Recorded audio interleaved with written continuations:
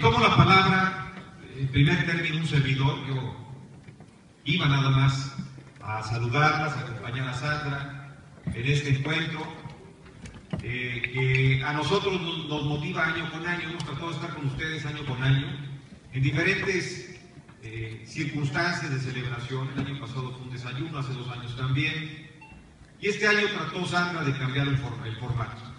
Pero yo iba a venir nada más a acompañar a Sandra, no iba a hacer uso de la palabra.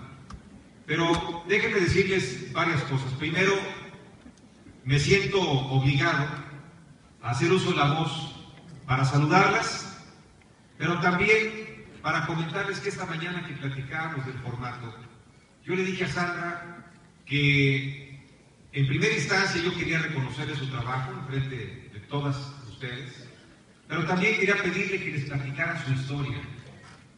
Es una historia de una mujer común, como son ustedes. Es una historia de una madre de familia que se esmera como ustedes en sacar adelante a sus hijos. Es una historia de una mujer con los temores y con los miedos que tenemos todos en la vida.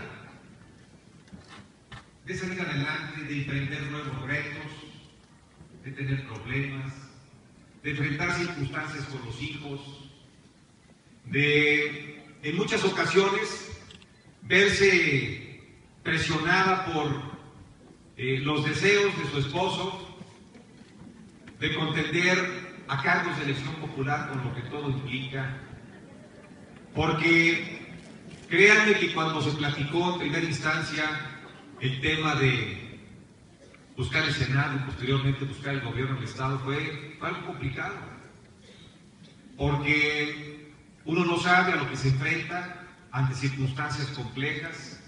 Y la primera ocasión que discutimos el tema lo discutimos en familia, con mis hijos, Sandrita, José y Diego, y por supuesto la mamá, y tomamos una determinación en familia. Entonces, yo le pedí a Sandra que les platicara su vida, un poquito.